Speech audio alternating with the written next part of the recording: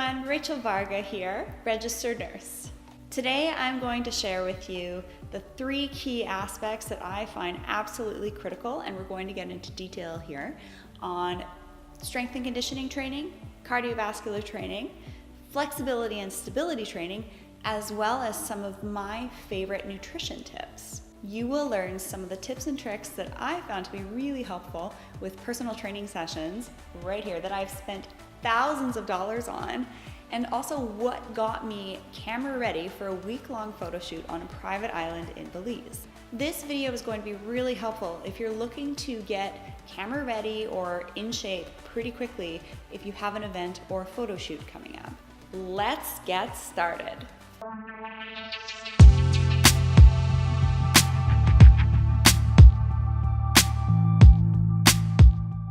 Keeping your routine balanced and including various activities is key to actually improving your fitness level, which will thus help you look more attractive and have the energy that you want to continue to do the things that you love. When you are healthy, that beauty translates, because when you're healthy on the inside, you literally look more radiant. It's not rocket science. I am all about enhancing inner and outer beauty together.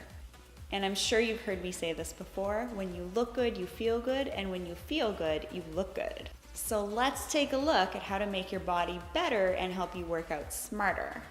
I used the paleo diet as a guide, which helped me reduce my complex carbs and my grains, which reduced bloating. All in all, listen to your body. Eat what you want, when you want, with the mindset that you want to feel good after you eat that certain food. This is what I call conscious eating. All right, let's talk training. Strength training means getting down and dirty and lifting those weights.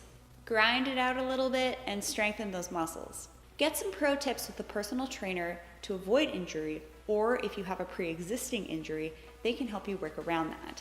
No matter what level of fitness you are at, training can involve weights, free weights, or even your own body weight. Strength training is particularly important for women for preventing diseases such as osteoporosis.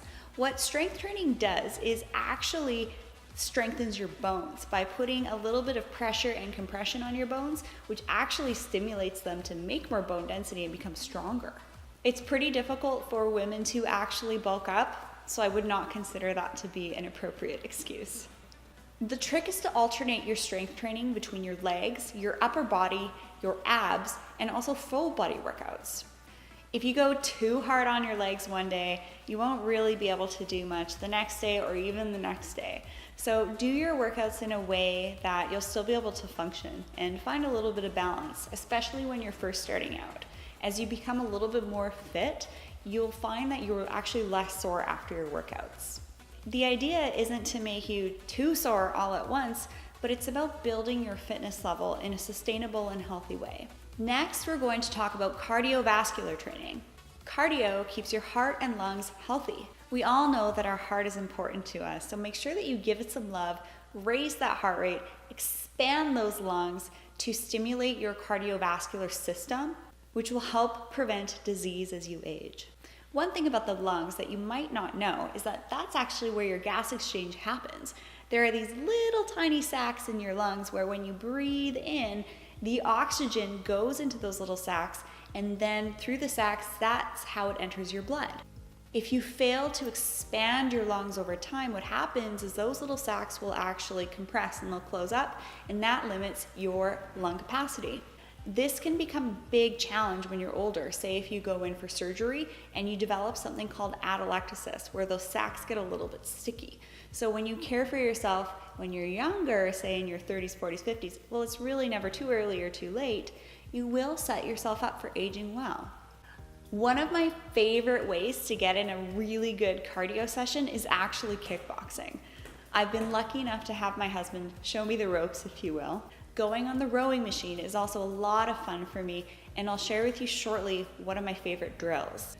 Cardio isn't one of my favorite things to do, but doing things like kickboxing is pretty fun because you get to hit stuff, but it really helps me to pass the time a little bit faster.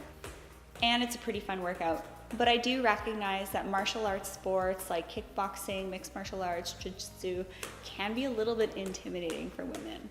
But if you haven't tried a form of martial arts, it's actually a lot of fun. So a great place to start is actually a group fitness class. A lot of gyms offer something like a cardio combat, which is a high intensity kickboxing class. Give it a go.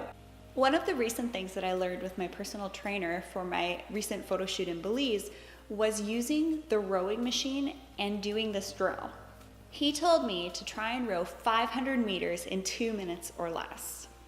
At the beginning of my 8 weeks of training that I set aside for this photo shoot, I had a really hard time getting 2 minutes or under, and I was about 2:10. But now, after the photo shoot's passed, I can actually do 2 minutes and under quite a bit easier. So it's really cool having something like that to show you your progression that you've had in your fitness level. I find doing 500 meters on the rower and trying to do it in around 2 minutes is a great way to start your workout, and it's an even harder way to end your workout. Lastly, let's go over how to keep your body flexible and well balanced. Flexibility and stability can be trained in activities such as Pilates and yoga, and also using items at the gym such as a half balance ball. Speaking from experience, I did yoga every single day for 6 months while I was studying for the MCAT. During this time, I did no cardio and no strength and conditioning training. And then when I went back to the gym, I actually felt really out of shape and actually quite weak. I looked great, but my level of fitness wasn't there. I am a firm believer in working out with a personal trainer. And if you ever have any questions about what to do or what not to do, always check with your physician. When you feel good, you look good, and when you look good, you feel good. Stay tuned for the next in this series to help give you practices to support your inner and outer beauty and health together. How do you work out or maximize your fitness routine? I'd love to hear from you. Also, if you have questions, leave them in the comment section down below.